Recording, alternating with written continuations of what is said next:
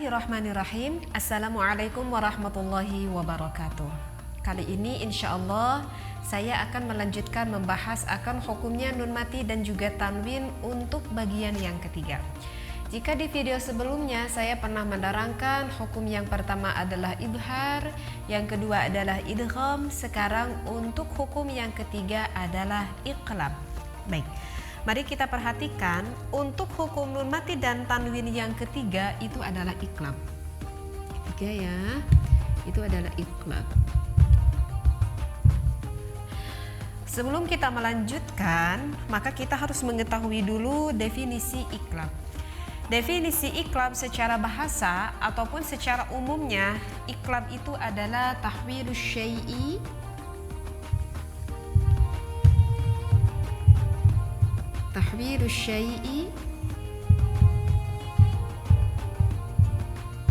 an wajhihi.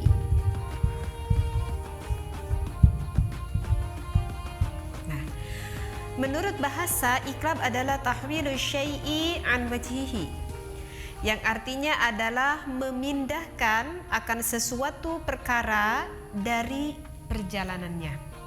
Jadi kalau iqlab secara umum ataupun secara bahasa itu artinya adalah memindahkan.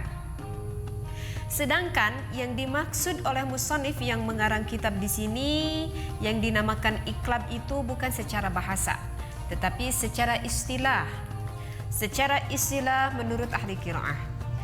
Secara istilah yang dikatakan dengan iqlab itu adalah qalibun nunis sakinati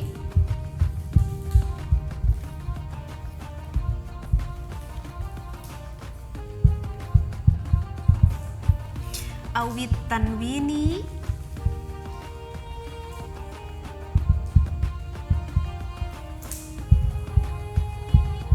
miman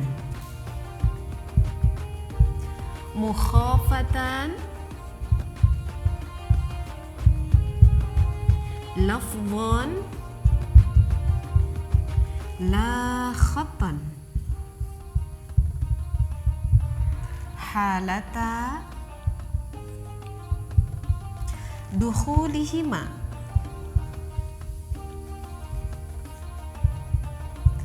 ba'a ma'a mura'atil ghunna.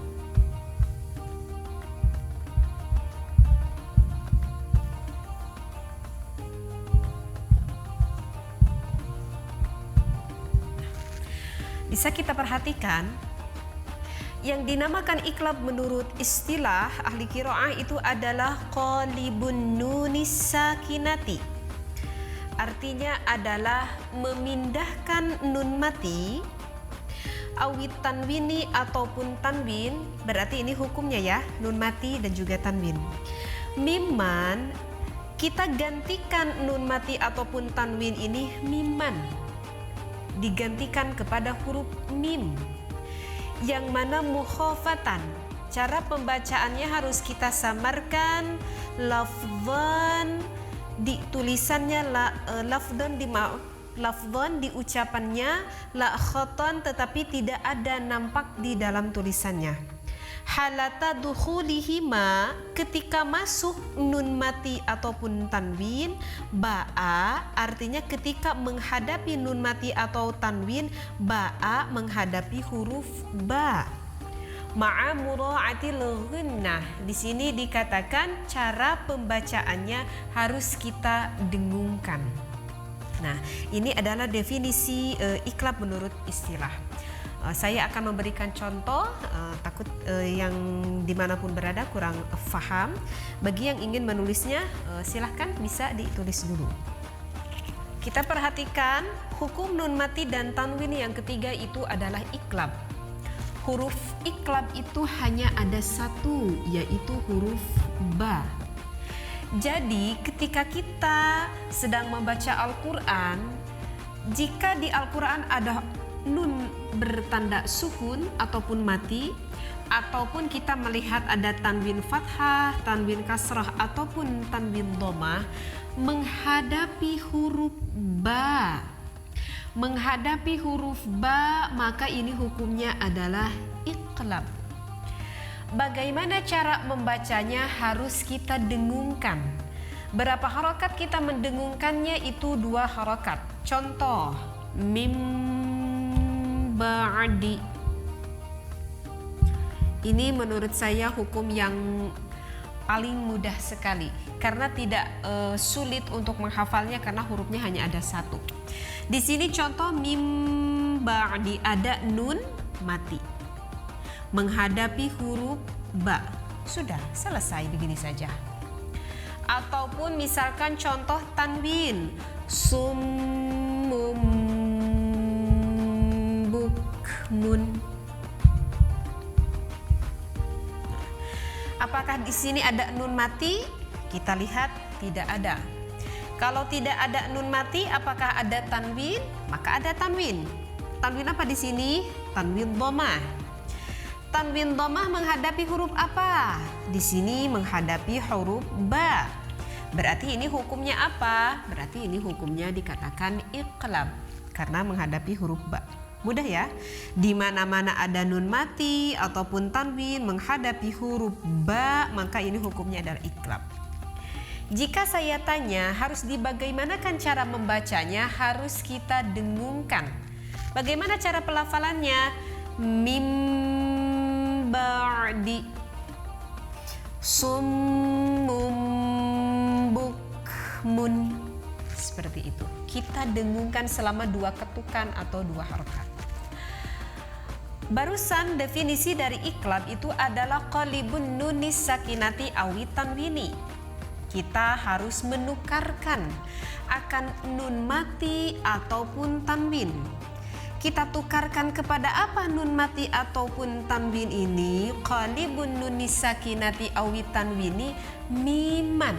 Kita gantikan nun mati dan tanwin ini kepada huruf mim. Kepada huruf mim. Tetapi kita gantikan kepada huruf mim ini bukan di tulisannya, tetapi hanya di ucapannya saja. Jadi jika kita melihat ada iqlab di Al-Quran, tidak akan ada nun mati ditulisnya pakai mim, tidak, tetap saja nun.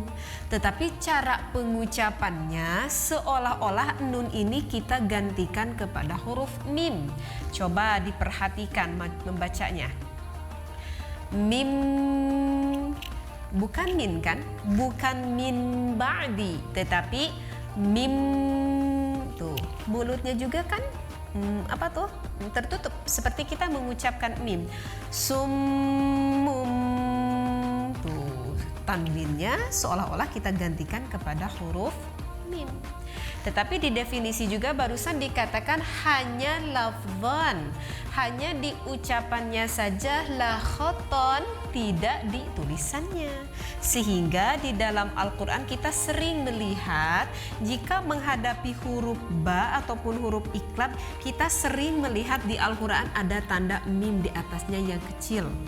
Ada tanda mim di atasnya yang kecil. Ini artinya bagi awamul mukminin yang belum terlalu faham, maka tanda ini untuk menggantikan nun kepada huruf mim.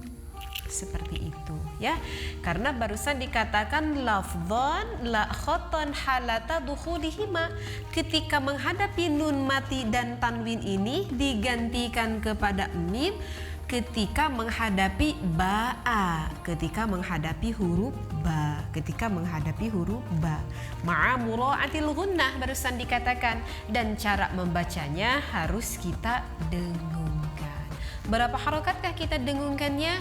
2 harokat. Ya, insya Allah paham ya. Jadi jika kalau saya bertanya seperti ini bisa diperhatikan. Lafadz mim ba'di. Cara membacanya harus kita bagaimanakan? Maka bisa menjawab kita dengungkan saja gitu ya. Kenapa kita dengungkan? Karena nun mati menghadapi huruf iqlab yaitu ba. Kenapa kita dengungkan? Karena tanwin menghadapi huruf iqlab yaitu ba. Ya. Berapa harokatkah kita harus mendengungkannya? 2 harokat. Berapa harakat di sini kita harus mendengungkannya?